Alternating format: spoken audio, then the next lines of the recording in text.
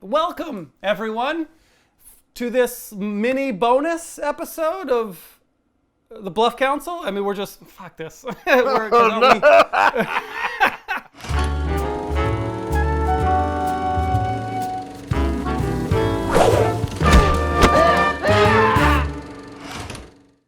everyone, thank you so much for joining us for this this recap Bluff Council What I Miss spectacular, where we're going to talk about our reflections on our top 10 lists that we just went through. But first, we wanted to talk about how excited we are about season two, and we need your help. Keith, tell them what they've won. The take-home game. You have won the opportunity to be part of this show. We have 11s of fans, dozens of fans. give or take. We have at least a few of you out there who have starting to gain some interest and some traction, and we want you guys to be a part of this. So as we within reason come to a what we're going to do here in season 2 is we're going to tweak our top 10s, because obviously when we go through this, it does nothing but prove ourselves wrong, and we continuously contradict ourselves with things that we like and things that we forgot and want to shuffle things around, which I'm sure you guys would experience too if you've made a top 10 list. So we're going to shuffle things around, so there's only a few of those that we want to kind of switch. But to make it a full roundabout season, we're going to add some of your picks, if some of your favorite movies, some of movies you want us to discuss, things that you want to talk about as part of this very rich community. We want to hear from you. So, Ev, correct me if I'm wrong, comment on this post in any fashion, Facebook, YouTube, the Twitters, we're on the Twitters, Instagram, any of these posts that our VP of social media, Ev Durán, runs. Comment below. Boy, is it a high-paid gig. It comes with great respect. Totally worth it. But what should they do, Everett? Yeah, leave those comments. Tell us what movies you'd like us to talk about. If there's a movie, even if you think it's a terrible movie, but you want us to talk about it, we'll talk about it. And that's half of Ev's list, is not even movies he likes. It's just forcing me to watch movies I don't want to watch. Yeah. So if you want to take that approach too, go for it. Comment it below. And hit subscribe and hit that like button. Now that the business is out of the way. Yes. As Keith mentioned, we looked back on our top 10 lists as we were doing this, and I think both of us had some revelations about, when you really dissect something like that, you start to think of other things. You start to see things you don't like as much, and then you're reminded of things you do. I had at least one or two movies that I just didn't think about when I was making the list, and then I just stumbled upon them because I rewatch them every year or so, and I was like, oh shit, this movie needs to be in my top 10. So we've got some changes. So of my top 10, which you can see on the screen next to you right now, I am losing 3 of those. They're trash. I'm just kidding. I still love all of these movies, obviously. They're just bouncing nearly out of my top 10. But there's 3 movies coming in.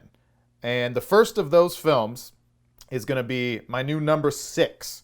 At number 6, I'm putting in a film called The Last of the Mohicans by Michael Mann, just starring Daniel Day-Lewis. It's a famous film. I'm sure you've heard of it.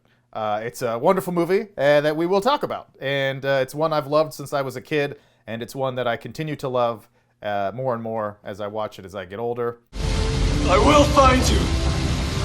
No matter how long it takes, no matter how far. I will find you. Also feel like it kind of like adds a little, little masculinity to my top 10. A little action. Now I got like an action movie. I got like a guy's movie, and that helps me in my insecurities. What's your first one, Keith? To recap, here is my top 10, clearly on the other side of the screen, showing my face as to what I'm talking about. Here is my top 10.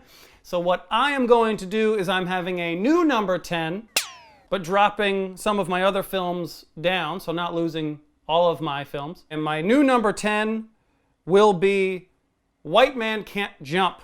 I think a phenomenal film for many reasons, but, you know, Wesley Snipes. Oh, it is hard goddamn work being this good. I can't not have a Wesley Snipes film on my top 10. I think that's just reason number one, to not have Wesley Snipes represented in my top 10. Shut your anorexic, malnutrition, tapeworm having, overdose, Dick Gregory, Bahamian diet drinking ass up. Leave me alone. I love White Man Can't Jump. Love that choice. We get Wesley, and we get Woody, and we get Rosie in a great encapsulation of the early '90s. Ron Shelton. Yes. Great movie. Yes. Love that film. Basketball and gambling and Jeopardy. Jeopardy. It's got everything. It's got everything. It has everything you want in a film. So I will get into why I love it so much, but I truly love that film, and I've loved it for quite some time. So my new number 10, White Man Can't Jump. Wonderful. I'm excited to talk about that. So my next one up, kind of a surprise to some people here. At number 7, I'm going to put the movie E.T. the Extra-Terrestrial. This is another movie that I just sort of forget how much I love.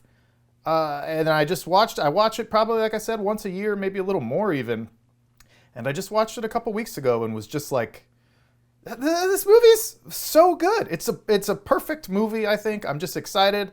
I think it's a great 80s movie, really underrated for its representation of the 80s. I feel like movies like The Breakfast Club and those movies are like the 80s films. There's nothing like that, penis breath! Elliot! Sit down. And I think E.T. is this great suburbia 80s flick, and just a wonderful, magical time. So I'm excited to talk about E.T. at my new number 7. What can you say about E.T. that just isn't such a... It's one of those films that you kind of grow up with. That I think, even if you didn't grow up in that time, I still think kids are watching it today. It's just that sort of evergreen, where at some point you sort of grow up with that film. It's such a great coming-of-age story, and we can get into more about what we like and what we dislike about it. Nothing. Shut up. I have some qualms. We'll get into it. All right. Speaking of qualms, let's get to your next movie. This is a film I'm embarrassed. Just every day I walk around embarrassed. But here's why I'm embarrassed for this. As I was making this top 10 list, if you've seen any of the other episodes, if you've seen my number 1 and all the backlash that I've received for it, I love comedies.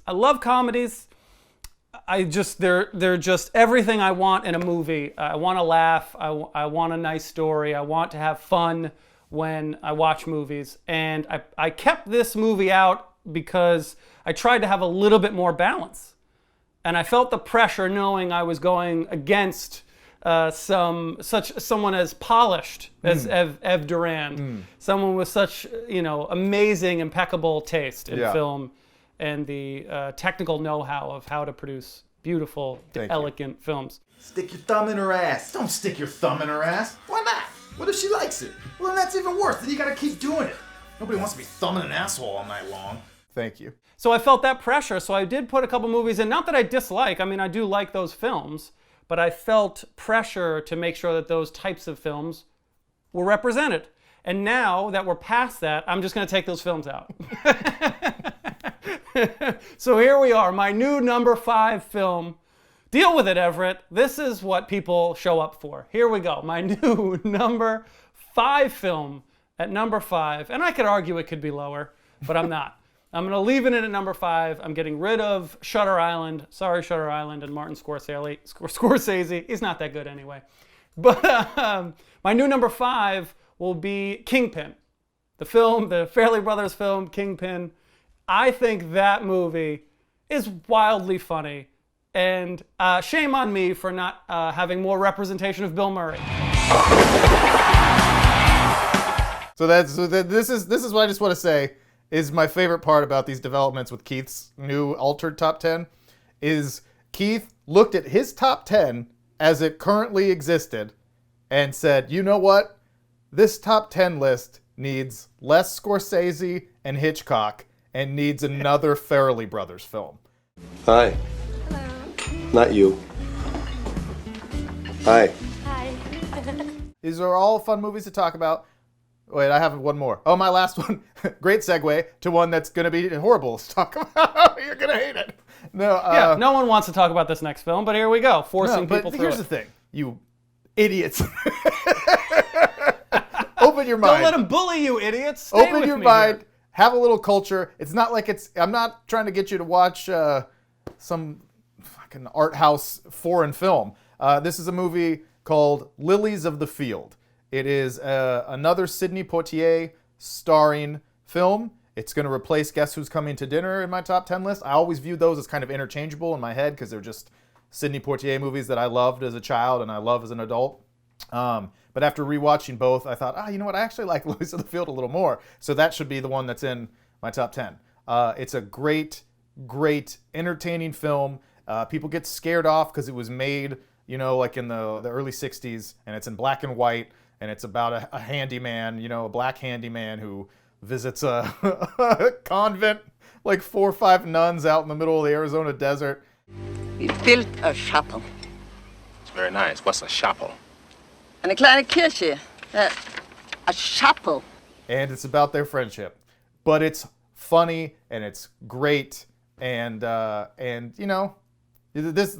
guy who's putting Kingpin on is snoring right now. But you'll really like it, I promise. Lots of luck, mother. I ain't building no chapel. Yeah, you. It's like Fiddler on the Roof in the sense that when I've shown it to people as adults, my friends that are like, I'm not going to watch this. You're not going to make me watch this. I go, you have to watch it. And they like it. Like, everyone likes it. So, preemptively, go watch Lilies of the Field.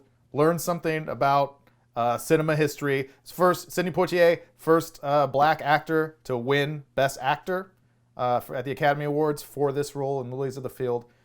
It's so great.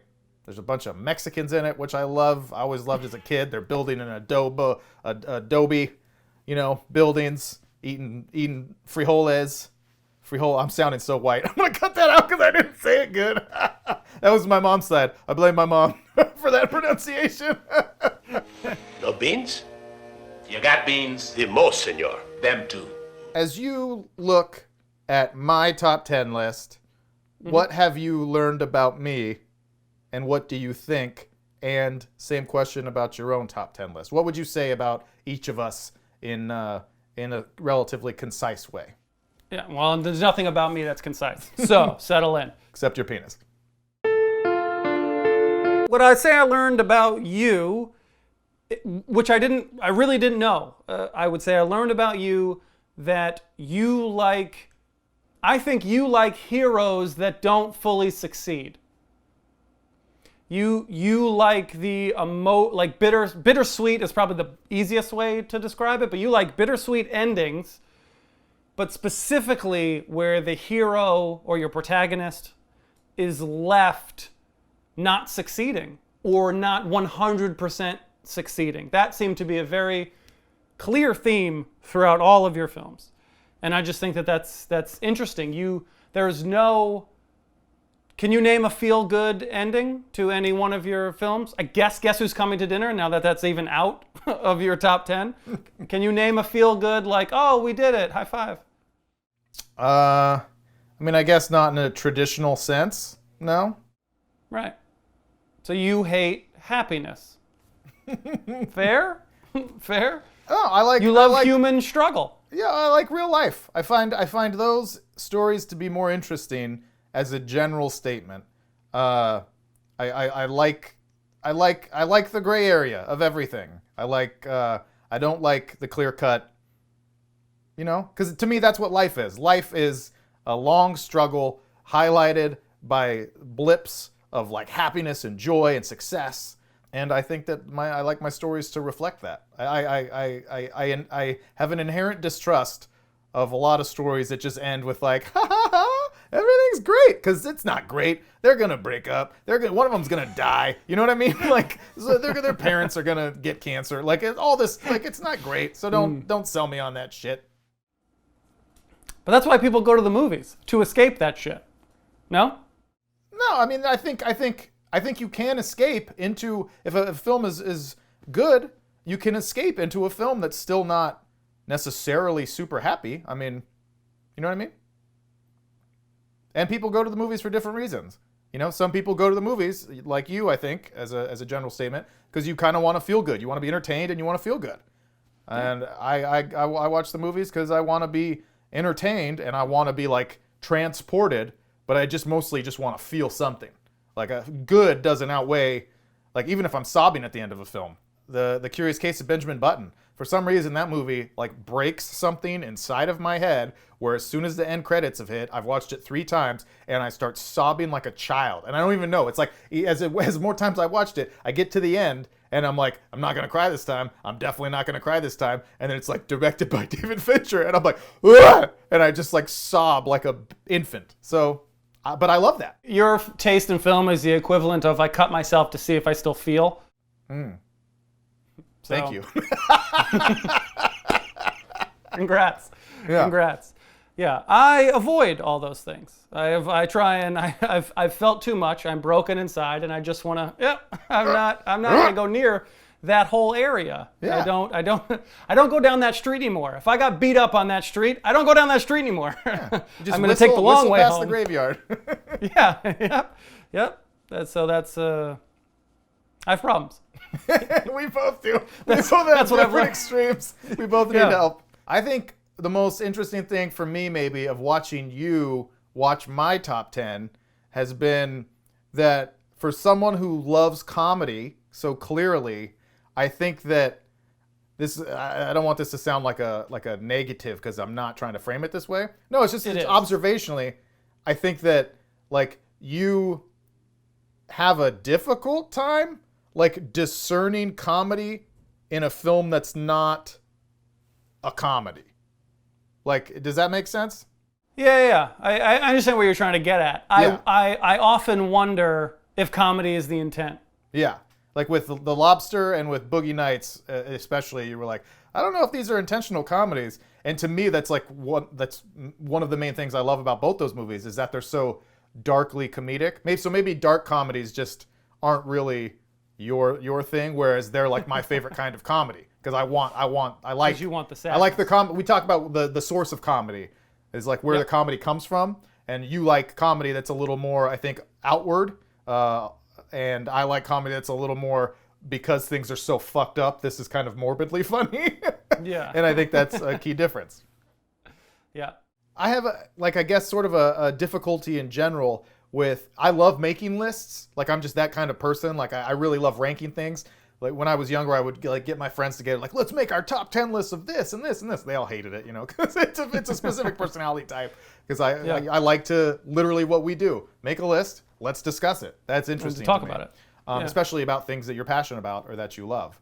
And so it's fascinating to me with films because there's I'd say all of the films that I had in my top 10 from like 6 to 10, like the second half, are movies that when I watch them, I go, I love this movie. I love this movie. And then, you know, the day after I watch them, I go, God, I love that movie. And then as the weeks go by, I go like, yeah, I really love that movie, but there's other movie I really love too. And it's really hard there's almost a recency bias where it's like, well, if I just watch Royal Tenenbaums, I'm going to tell you Royal Tenenbaums is in my top 10 favorite movies of all time. But if I watched Royal Tenenbaums 6 months ago and I just watched this other movie that I really love, Tremors, I'll be like, well, actually, it's Tremors. You know, like it's hard. It's hard to really. It's crazy that you love Tremors so much. It's really not, Keith. I'm really excited to talk about Tremors. If anyone would like to comment Tremors below, that's a great excuse for us to get into that conversation. So I think that brings up a good point, or at least it leads me to a question that I know we've talked about before, but it fascinates me. And obviously we can't answer it here because I don't think it's answerable. But when you talk about favorites, how many of people's favorite films are only favorite because they connected with them at a certain time and place in their lives? Where if it's this, mm-hmm. and if you're here at this point when this movie's here, you miss it. But you know you're 16 years old and you watch Can't Hardly Wait, and it's like, oh, this is my life right now, and it's the perfect. Yeah. I'm in this time, I'm in this, and it just hits you, and you're like, this is my favorite movie of all time.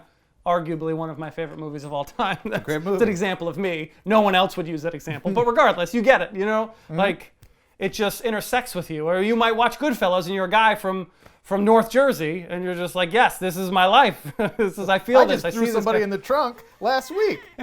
Yeah, this feels. I mean, Scorsese speaks to a very certain. Anyway, anyway, neither here nor there.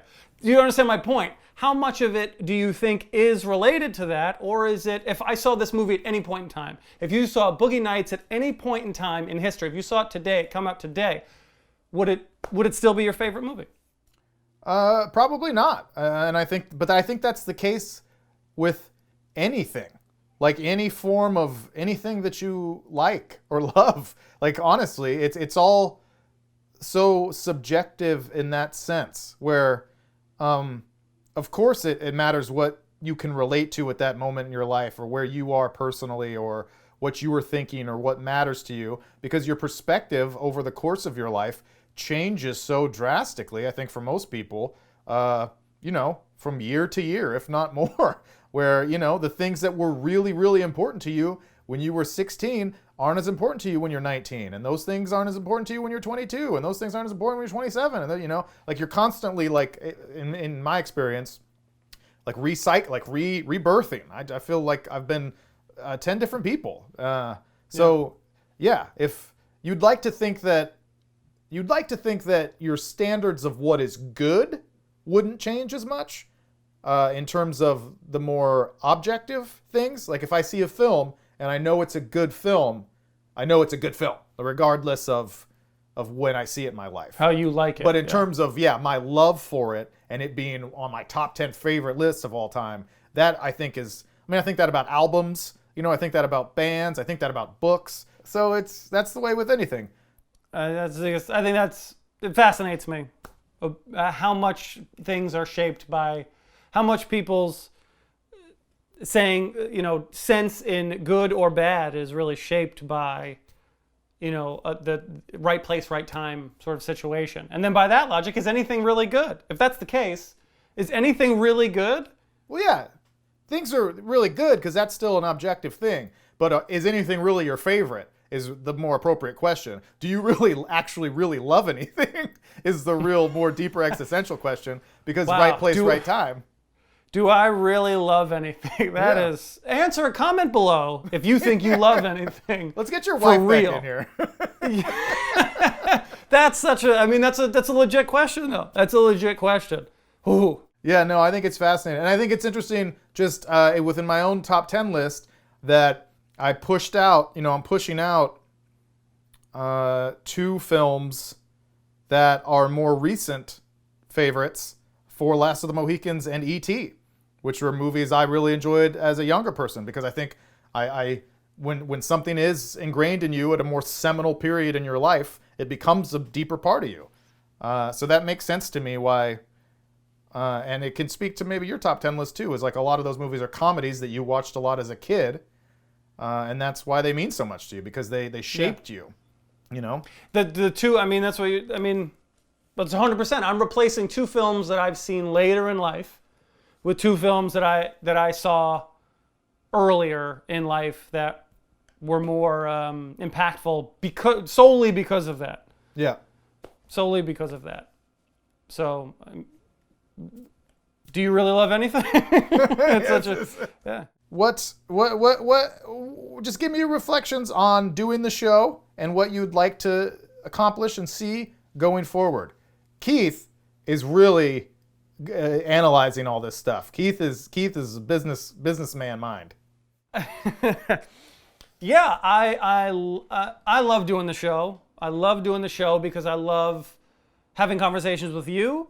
I think we work very well together just because we are similar, but also worlds apart in terms of our opinions and tastes, and we're both passionate about these things. So I think it makes for a good juxtaposition. People can tune in and get an educated opinion, and people can tune in and hear fart jokes.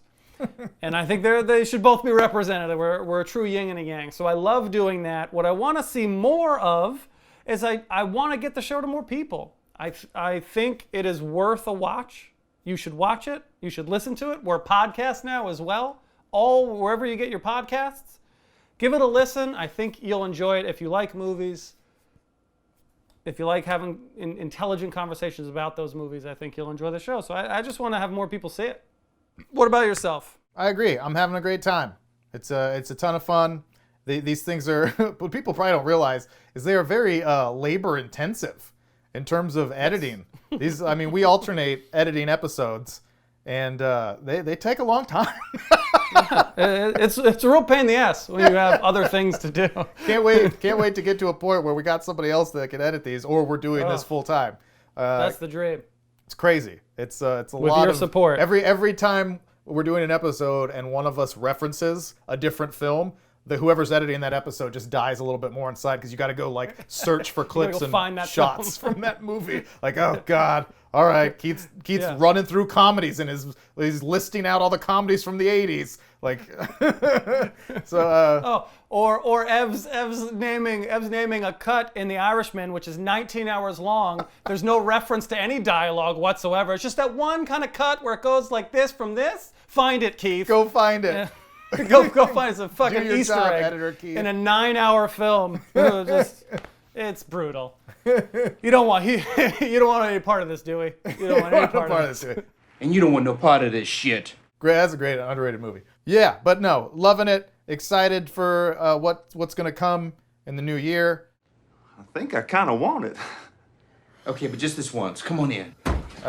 So this week we're obviously doing this episode. Next week on the YouTube, we're gonna put out some bonus clips that we've been sharing through our other social media accounts, and have a little clip section now on YouTube. And then our season 2, kicking off in early 2021, will be the 5 films we've mentioned adding to our top 10 lists, and we're gonna select 5 from you guys. And we got some other ideas for future categories, and we're just excited. We're having a great time. And in all sincerity, these episodes are averaging probably about 40 views, but I'm just so happy and grateful. Like, I think that's just so cool, because you and I are just doing this to have fun. Yeah, absolutely. I think that was what we always talked about. We yell at each other on the phone all the time about movies, and we're like, let's just film it. Let's have fun. So we have zero expectations, and we're having a good time. Yeah. So, well, thank you. If you're watching this at this point, I will at least like to say thank you. Please keep watching and let us know how we can improve. If there's something you want to see, we'll do it. Share these fucking videos, man, because I'm trying to get rich, too. I know I just said it was just a good time, but I'm also trying to get rich. How can I get rich if you guys don't do all the work? Yes. I want to run a small sweatshop of children editing videos on our behalf, and I can't get to that point. I can't get to overlord status without your support. Help Keith achieve #overlord status.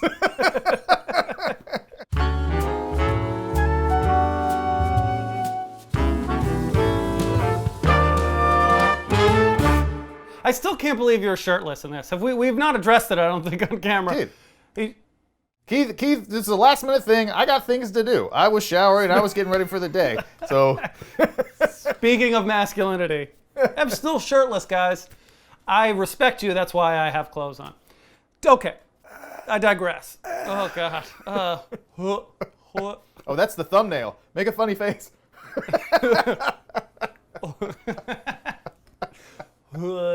Oh, this is the worst episode we've ever done. Ever. Okay.